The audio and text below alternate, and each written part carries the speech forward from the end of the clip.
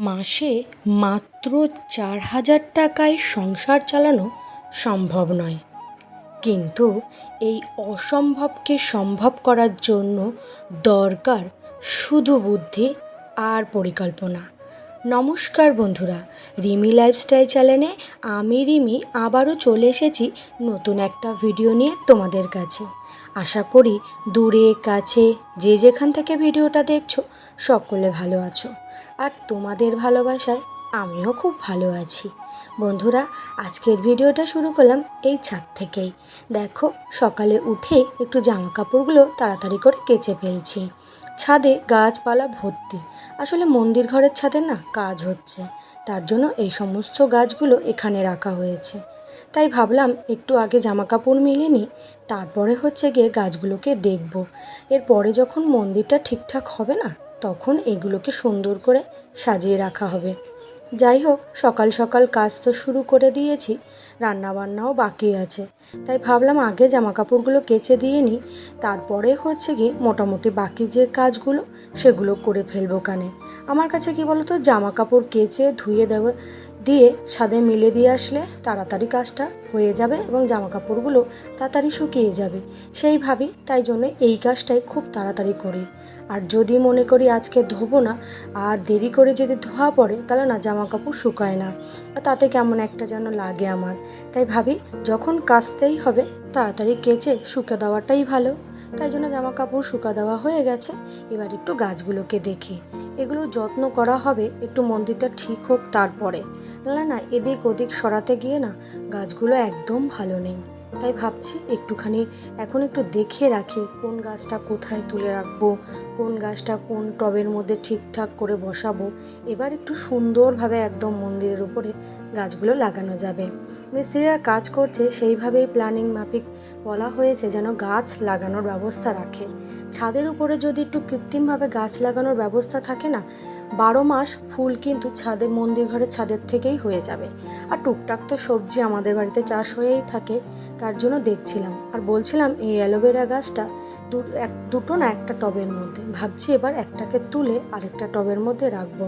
আর বড় বড় ট্রেগুলোতে এখন গাছ নেই, শীতকাল আসলে তখন হয়তো গাছ আনা হবে। তাও ভাবছি যে কি করা যায়, যেগুলো মোটামুটি এদিক ওদিক সরানো যায় সেগুলোকে এবার ঠিকঠাক করে সরিয়ে রাখবো।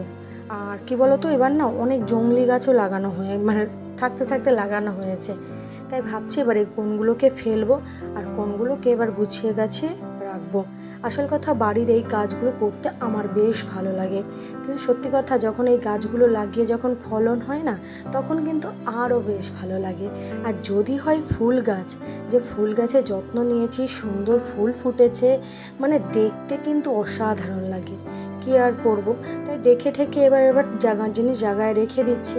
কারণ আমাদের বাড়িতে ছেলে মেয়েরা তো বেশি, ওরা তো দুষ্টু, দেখা গেল পায়ে দিয়ে টবটা ভেঙে দিল। আর আমাদের বাড়িতে মোটামুটি ভাঙা বালতি, বোতল টব এগুলো না ফেলে দেওয়া হয় না, এগুলোতেও গাছ লাগিয়ে ফেলে। যাই হোক, ছাদের পরিচর্যা তো করা হয়ে গেছে, এবার এসেছে ঘরের পরিচর্যা করতে। ঘরের বিছানাটাকে তাড়াতাড়ি করে পরিষ্কার পরিচ্ছন্ন করে নিচ্ছি। আর দেখতেই পাচ্ছ আমার জাজিমের উপরে প্লাস্টিকটা ছিঁড়ে গেছে, বা একটা নতুন প্লাস্টিক এনে দিতে হবে। কিন্তু ছেলের দিকটা ভালোভাবেই প্লাস্টিকটা রাখা, কারণ ও না ইস্যু করে দিলে যাতে আমার বারবার জাজিম ভিজে না যায়, তাই ওটা করে রাখি। এছাড়াও ও যখন শোয় ওর ওখানে একটা প্লাস্টিক দিয়ে দিই, মোটামুটি যেন বিছনাটাকে না ভিজে। এখন তো বড় হয়েছে না, একটু গন্ধ হয়, তাই জন্য তাড়াতাড়ি এইগুলো করি। তা যাই হোক, এখন করে না, যখন ও সবসময় করে না, যেদিন মনে হয় জানি না, ভুলবশত কোনো দিন করে বসে। যাই হোক, ছোট বাচ্চা থাকলেই চিন্তাটা মায়েদের রাখতেই হবে। তার জন্য এবার একটা ঘরটাকে পরিষ্কার পরিচ্ছন্ন করে ফেলেছি। আর আমি প্রতিদিনের বিছনার চাদর না প্রতিদিন ধুয়ে দিই, কারণ ছোটো মানুষ তো বোঝে তো না, যেখানে খুশি নোংরা ঠোংরা এনে পায়ে উঠে পড়ে। তাই ভাবি গিয়ে একটু পরিষ্কার পরিচ্ছন্ন রাখাই ভালো। তাই প্রতিদিনের বিছনার জিনিস আমি প্রতিদিনই ধুয়ে দেওয়ার চেষ্টা করি, মাঝে মধ্যে হয়তো হয় না। যাই হোক, এবার গিয়ে খাটটাকে সুন্দর করে সাজিয়ে রাখি। আর এই খাটটা না আমার ঘরের থেকে ঢুকতে একদম সামনে, যাতে একটু এলোমেলো থাকলে না দেখতে খুব বিশ্রী লাগে। তার জন্য এটাকে আগে ঘরের কোনো কাজ শুরু করার আগে এইটাকে মোট কথা গুছিয়ে ফেলাই। কারণ আমার ভিতরে ঘর তো পুরো ফাঁকা। সকলেই যেন আমি দুবেলা টিউশনি পড়াই, টিউশনি পড়াতে গেলে বাচ্চাদের বসতে দিতে গেলে একটু জাগার দরকার। ওই জন্য একটা ঘর পুরোই আমার ফাঁকা। আর ওই মেশিনের কাজ করি, তার জন্য একটু জায়গা লাগে। তাই জন্য এই একটা খাটেই আমাদের শুতে হয়। মেয়ে সাধারণত দিদির কাছে ঘুমায়, দিদির ঘরে গিয়ে, কিন্তু হচ্ছে গিয়ে মাঝে মধ্যে আমাদের ঘরে এক জায়গায় ঘুমানো পড়ে। এই খাটে এখনও পর্যন্ত ধরে যাচ্ছে। যখন ছেলে মেয়ে আর একটু বড় হয়ে যাবে না, তখন আর সম্ভব হবে না। যাই হোক, এদিকে কথা বলতে বলতে প্রায় রান্না অনেকটাই হয়ে গেছে। ভাত হয়ে গেছে, আজকে একটু ডিম ভেজে আলু দিয়ে তরকারিটা করব। এইটা না খুব ভালো খায় আমার ছেলে মেয়েরা, ওর বাবাও খুব ভালোবাসে। কারণ ওরা না ওই সিদ্ধ করা ডিম থেকে বেশি এই তরকারিটা বেশি পছন্দ করে। তার জন্য আমাদের ঘরে মোটামুটি এই তরকারিটা বেশিরভাগই রান্না করা হয়। তাই যাই হোক, তরকারি হয়ে গেছে। আর আগে শাকটা অফ ক্যামেরায় ভাজা হয়ে গেছে বলে তোমাদের কাছে শেয়ার করলাম না। এদিকে হচ্ছে গিয়ে মোটামুটি তোমার গিয়ে মানে তরকারিটা রান্না হয়ে গেলেই সকালের খাবারটা খেতে দেবো। ভিডিও সম্পর্কিত অনেক কথাই তো তোমাদের সাথে শেয়ার করলাম। এবার আসি ভিডিওর টাইটেল ও থাম্বনেল অনুযায়ী কথা বলতে। 4,000 টাকায় কিভাবে সংসার চালানো যায়। চাল 15 কেজি 50 টাকা, 750 টাকা। ডাল 2 কেজি 130 টাকা ধরে 260 টাকা। আলু পেঁয়াজ 400 টাকা। তেল মশলা 300 টাকা। ডিম 200 টাকা, 10 টাকা হিসেবে 20টা ডিমের। চা চিনি জলখাবার 200 টাকা। বিদ্যুৎ বিল 200 টাকা। গ্যাস জ্বালানি 200 টাকা। সাবান ডিটারজেন্ট 150 টাকা। আর বাড়ি ভাড়া যার আছে তার একটা মিনিমাম ধরেছি 1200 টাকা। তাতে মোট টোটাল হয়েছে আমার 3,860 টাকা। এবার তোমরা হয়তো ভাবতে পারো যে এটা আমি আন্দাজে বসিয়ে রেখেছি, তার জন্য তোমাদেরকে একদম বাস্তবে আমি হিসাবটা করে দেখাচ্ছি। দেখো, মোবাইলে হিসাব করে ক্যালকুলেট করে দেখাচ্ছি, তোমরা সেটা দেখো। কারণ আমি আগে একটা এরকম ভিডিও ছেড়েছিলাম, সেই ভিডিওতে ভালো আমি রেসপন্স পেয়েছি এবং অনেকে সুন্দর সুন্দর কমেন্ট করে বলেছে, দিদি ভাই এই বিষয়টাকে একটু বিস্তারিতভাবে জানাও। কারণ আগে আমি খুব অল্প টাইমের মধ্যে এই অংশটাকে দেখিয়েছিলাম, তাই এবার একটু বিস্তারিতভাবে তোমাদের সাথে সেটা শেয়ার করলাম। আশা করি তোমরা বুঝতে পারবে পুরো বাস্তব, একদম সুন্দর চার্টের মাধ্যমে।